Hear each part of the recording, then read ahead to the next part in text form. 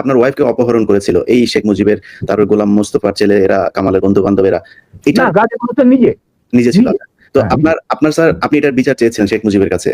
আমার বউ বিচার, কারণ ঘটনাটা কি ছিল স্যার? ঘটনাটা কি ছিল স্যার, একটু শুরু থেকে বলুন। ঘটনাটা হচ্ছে, আমার এক খালাতো বোন, তার নাম পাবিনা, তার বিয়ে ঠিক করেছিলাম আমি আর নিম্মি কর্নেল রেজার সাথে, যে আমাদেরকে জুনিয়র চাকরি।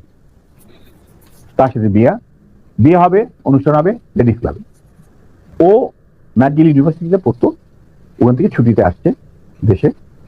বাপি বসে আছে ছেলেদের যেখানে বসার জায়গা সেখানে। তখন লম্বা চুলে একটা ফ্যাশন ছিল।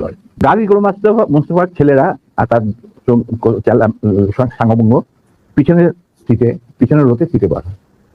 তাদের মধ্যে একটা ছেলে বাপ্পির চুল টান দিল পিছু থেকে। তো বাপ্পির পিছনে, ভদ্র মানুষ, বিদেশে থাকে, বিদেশে বড় হয়েছে, পিছনে গুলো কিছু বলে নাই, সামনে আবার ওরা চুল টান দিল। দ্বিতীয়বার টান দেওয়ার পরে বাপ্পি পিছনে তাকে দেখো যে একটা ছেলে হাত সরিয়ে দিল। তখন বলছে তুমি চুল টান দিয়েছো? বলছে হ্যাঁ। বলে কি কেন?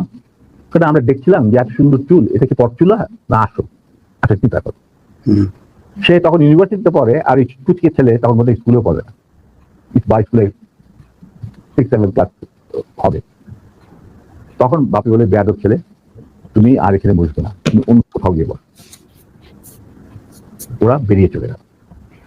আমরা কিন্তু কিছুই জানি না, মানে আমি আর নিমি এত ব্যস্ত, দুই পক্ষকে দেখছো না, খাওয়া দাওয়া চলছে।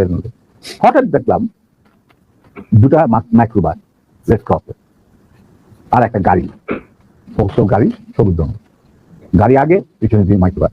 মাইন্ড ইউ, তখন কিন্তু আমার নিজে personal security guard with wireless মজুদ লেডিস ক্লাবে আসলো, থামলো। দুইটা মাইক্রোবাস থেকে প্রায় 8 জন ট্রেনধারী সাদা পোশাক পরা লোক নামলো, আর ফোকসো গাড়ি থেকে নামলো গাজী গোলাম মোস্তফা স্বয়ং। তার স্ত্রী কিন্তু উপস্থিত মেয়ে মহলে। উনি গাড়ি থেকে নেমেই চিৎকার করতে শুরু করলেন, মেজর ডালিম কোথায়, মেজর ডালিম কোথায়, মেজর ডালিম কোথায়? বহুত বার বাঁচতে, আর সহ্য করা যায় না। যাই হোক, আমি বাইরে আসলাম, আসে গাড়ি গোলাম মোস্তফার সামনাসামনি বারান্দাতে। আমি মেজর ডালিম, আপনি আসুন, আপনার বেগম সাহেব তো আছেন ভিতরে, আপনি আসুন, বড় ঢুকে আপনি দোয়া করে দিন। আরামজাদা বারবার সে আর্মির আজকে আমি উচিত শিক্ষা দেবো।